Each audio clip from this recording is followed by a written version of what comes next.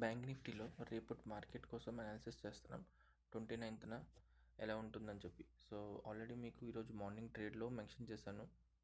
End of the సెక్షన్లో trade మనం ఏదైతే ఈ ఫాల్ ట్రేడ్ కంటిన్యూస్గా పైనుంచి మనం పీక్ పాయింట్ నుంచి మనం తీసుకున్నాం, ఓకేనా, అనాలిసిస్ చేసి.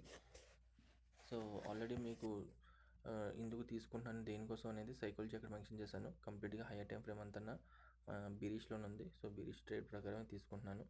బట్ 15 మినిట్స్లో మీరు చూసినట్టయితే ఇక్కడ ఆల్రెడీ చేంజ్ ఆఫ్ రేట్ అయిపోయింది. ఈవెన్ చేంజ్ ఆఫ్ రేట్ అయినా మనం ఫిబ్ లెవెల్స్ పెట్టుకొని చూసినా లో నుంచి లైక్ ఇప్పుడు ఈరోజు చేసిన హై వరకు చూసినా అది ఇంకా ప్రజెంట్ డిమాండ్ డిస్కౌంట్ జోన్కి రాలేదు. సో డిస్కౌంట్ జోన్కి వచ్చే స్కోప్ ఎక్కువ ఉంటుందని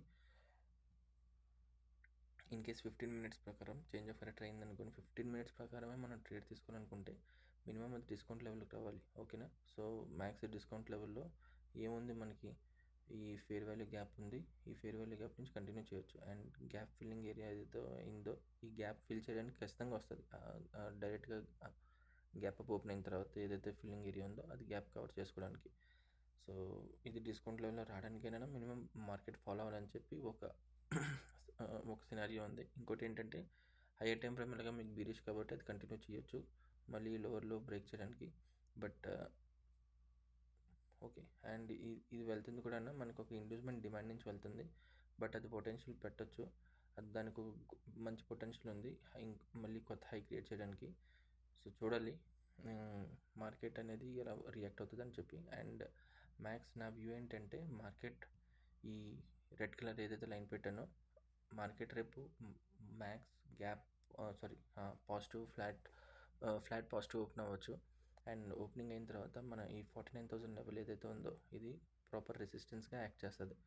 సో అక్కడ కానీ మార్కెట్ లోవర్ టైం ఫ్రేమ్లో ఎటువంటి కన్ఫర్మేషన్ ఇచ్చినా 1 మినిట్లో మనం అక్కడి నుంచి సెల్ చేసుకొని ట్రెండ్ కంటిన్యూ చేయొచ్చు. ఇన్ కేస్ మార్కెట్ ఈ గ్రీన్ కలర్ ఏదైతే ఉందో ఇది మన సపోర్ట్ లైన్, ఈ సపోర్ట్ బ్రేక్ అవ్వకూడదు. ఇన్ కేస్ ఈ సపోర్ట్ బ్రేక్ అయితే మనకి ఖచ్చితంగా ఈ కంప్లీట్గా ఈ గ్యాప్ ఫిల్లింగ్ ఏదైతే ఉందో అది ఫస్ట్ టార్గెట్ కింద పెట్టుకొని ట్రెండ్ కంటిన్యూ చేయొచ్చు. ఓకే, మ్యాక్స్ ఛాన్స్ ఏదైతే ఉందో అది నేను గ్యాప్ ఫిల్లింగ్ ఈ లెవెల్ బ్రేక్ అవ్వకూడదని వెయిట్ చేస్తాను. ఈ లెవెల్ బ్రేక్ అయిందంటే మనం కంటిన్యూ చేయొచ్చు. ఈ లెవెల్ దగ్గర హోల్డ్ చేసిందంటే మార్కెట్ మనం ఫస్ట్ టార్గెట్ అయితే ఈ రెడ్ కలర్ 49,000 ఏదైతే ఉందో ఆ జోన్ వరకు పెట్టుకుంటాం. ఇన్ కేస్ అది బ్రేక్ అయిందంటే ప్రీవియస్ ఏదైతే ఫాల్ వచ్చిందో అది కూడా బ్రేక్ అయిపోద్ది.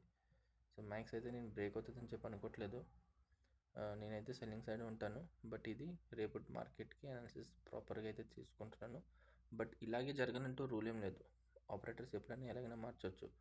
సో ఈ పర్టికులర్ జోన్స్ అయితే నేను ఎక్కువగా ఇంపార్టెన్స్ ఇస్తున్నాను.